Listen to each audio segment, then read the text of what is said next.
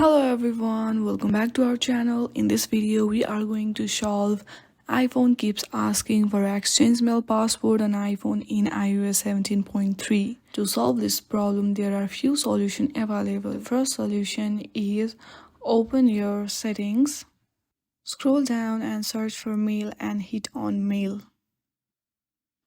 Click on accounts and go through add accounts. Here click on Microsoft Exchange and follow the instruction.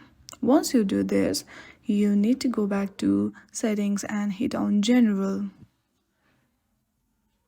Scroll down and click on shutdown and shut down your device for 20 to 30 seconds and then again restart your device.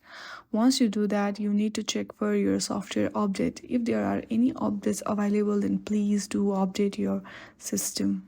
Then click on transfer or reset iPhone and reset all settings. This will surely help to solve this problem. Thank you for watching this video. If you like this video, then do not forget to subscribe this channel.